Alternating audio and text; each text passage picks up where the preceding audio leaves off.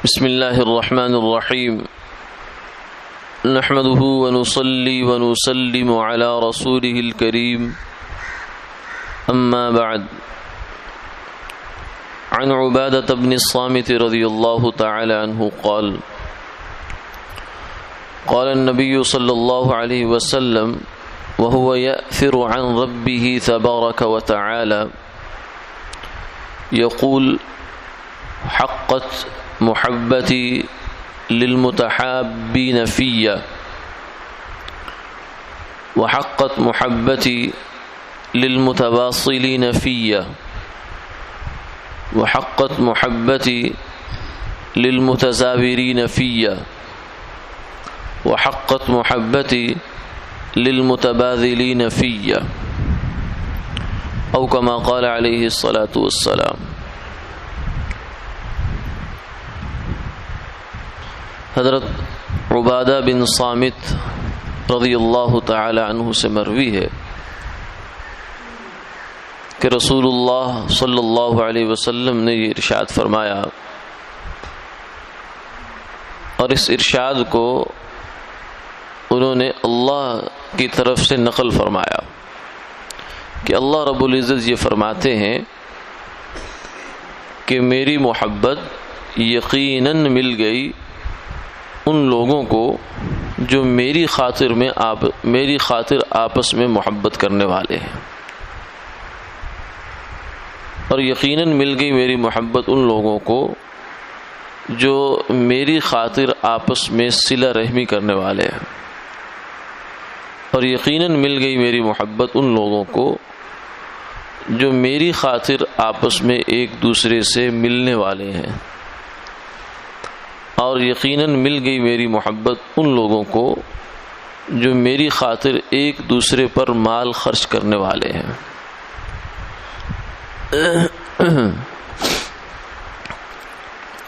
اللہ رب العزت کی محبت انسان کو مل جائے، یہ اس کی زندگی کی معراج ہے، کیونکہ سب خزانوں کے مالک، سب خوبیوں کے مالک، سب کمالات کے مالک وہ اللہ ہیں۔ اللہ جس کو مل گئے اس کو سب کچھ مل گیا، اور جسے اللہ نہ ملا اسے کچھ بھی نہیں ملا، چاہے وہ دنیا میں کیسی بھی زندگی گزار گیا، لیکن اگر اللہ نہیں ہے تو کچھ بھی نہیں۔ اب اللہ کی محبت ملتی کیسے ہے، اس کا طریقہ رسول اللہ صلی اللہ علیہ وسلم نے بیان فرما دیا۔ ایسی حدیث جس میں حضور صلی اللہ علیہ وسلم کوئی بات اللہ تعالیٰ کی نسبت سے بیان فرمائے اسے حدیث قدسی کہتے ہیں، یعنی وہ الفاظ تو آپ صلی اللہ علیہ وسلم کے ہیں لیکن اس کا مفہوم اور خطاب جو ہے وہ اللہ کی جانب سے ہے۔ تو آپ نے فرمایا کہ 4 قسم کے لوگ ایسے ہیں کہ جن کو اللہ کی محبت یقیناً مل جاتی ہے۔ ان میں سے آدمی کسی ایک میں شامل ہو جائے، اگر کسی 2 صفات کسی کے اندر ہوں تو سونے پہ سہاگا ہے، اگر 3 ہو جائیں تو اور خوبی کی بات ہے، اگر 4 ہی ایک آدمی کے اندر جمع ہو جائیں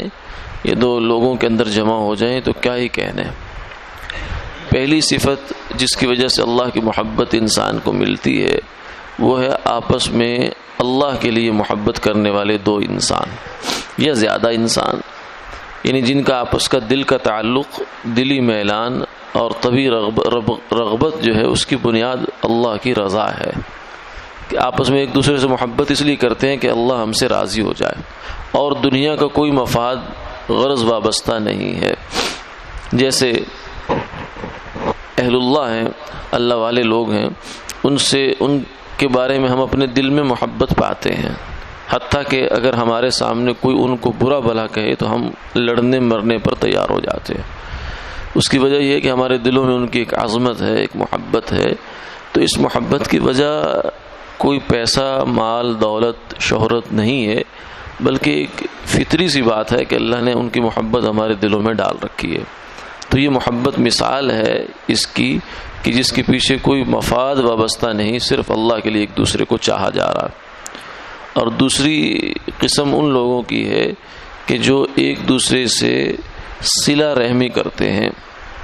جیسے دو رشتہ دار ہیں، ان کے آپس میں اور کوئی غرض نہیں ہے۔ ایک تو رشتہ داروں کے ساتھ محبت کرنا یا ان کے ساتھ صلہ رحمی کرنا اس کے اغراض ہوتے ہیں۔ مثلا کل کو ہمیں رشتہ چاہیے کسی رشتہ دار سے، تو ہم آج ہی سے 2-4 سال پہلے ہی سے ہی ان کے ساتھ تعلقات استوار کرنے کی کوشش کریں گے، ملنے کے لیے چلے جائیں گے، فروٹ فراٹ لے جائیں گے، کچھ اور ایسے وسائل ہوں گے، حال احوال پوچھ رہے ہیں، لیکن پیچھے غرض کیا ہے کہ مجھے رشتہ مل جائے۔ تو یہ صلہ رحمی تو ہو رہی ہے، مگر اس کی غرض اپنا ایک مفاد ہے، اگرچہ وہ بھی جائز ہے، لیکن بہرحال اس کا یہ درجہ نہیں ہے۔ صرف اس لیے کسی رشتہ دار سے اچھا سلوک کرنا کہ اللہ مجھ سے راضی ہو جائے، یہ بڑے درجے کی بات ہے، اس کو اللہ مل جاتے ہیں۔ اور تیسرا انسان وہ ہے، دو آدمی جو آپس میں ایک دوسرے کی ملاقات کرتے ہیں، جاتے ہیں، ایک آدمی گھر سے نکلا دوسرے کو ملنے کے لیے چلا گیا، صرف اس لیے، کوئی مال کے لیے نہیں، دنیا کے لیے نہیں، مفاد کے لیے نہیں، بلکہ اللہ راضی ہو جائے۔ ایک مسلمان کو اس کا ملنا، آپس میں ملاقات کرنا دو مسلمانوں کا صرف اللہ کے لیے ہو تو یہ معمولی عمل نہیں ہے، بلکہ دونوں کے ہاتھ چھوڑنے سے پہلے فرمایا ان کے گناہ اللہ معاف فرما دیتے ہیں۔ یعنی صغیرہ گناہ ان کے آپس میں جب مصافحہ کرتے ہیں اللہ کے لیے دو ملنے والے، ان کے آپس میں ہاتھ چھوڑنے سے پہلے اللہ ان کے گناہوں کو، صغیرہ گناہوں کو معاف فرما دیتے ہیں۔ یہ بھی معمولی بات نہیں ہے، اس سے بھی اللہ کی محبت انسان کو مل جاتی ہے۔ اور چوتھی چیز ہے وحقت محبتی للمتبادلین فیہ، اللہ کے لیے ایک دوسرے پر مال خرچ کرنے والے، یعنی دو دوست ہیں، ویسے آدمی بعض دفعہ کر دیتا ہے، مسافر ایک دوسرے پہ مال خرچ کر دیتے ہیں، رشتہ دار ایک دوسرے پر مال خرچ کر دیتے ہیں، شادی کے موقع پر، بیاہ کے موقع پر اور مواقع پر، غمی خوشی کے موقع پر مال ایک دوسرے پر خرچ کیا جاتا ہے، لیکن اس میں نیت یہ ہونی چاہیے کہ اللہ راضی ہو جائے۔ کام تو ہم کر رہے ہیں، لیکن اگر اس کو اعلیٰ نیت کے ساتھ کریں گے تو اللہ کے ہاں اس کا بڑا مقام بن جائے گا۔ جیسے ہم جنازوں میں شرکت تو کرتے ہیں، اگر اسے ہم نے یہ سمجھا کہ صرف منہ دکھانے کے لیے جا رہے ہیں تو بس پھر منہ دکھانا ہوگا، لیکن اگر اس لیے شرکت کی کہ اللہ راضی ہو جائے تو منہ دکھانا تو اس کے اندر آ ہی جائے گا، لیکن اللہ کی رضا بھی مل جائے گی، اور یہ عمل ضائع نہیں جائے گا، یہ قیامت والے دن ہمارے نامہ اعمال میں رکھا جائے گا، تولا جائے گا اور اس کا وزن ہوگا۔ لیکن اگر مخلوق کو دکھانے کے لیے کیا ہے تو پھر وزن نہیں ہوگا، الٹا پکڑ کا باعث بن سکتا ہے۔ اللہ تعالی ہمیں عمل کی توفیق عطا فرمائے، آمین آمین۔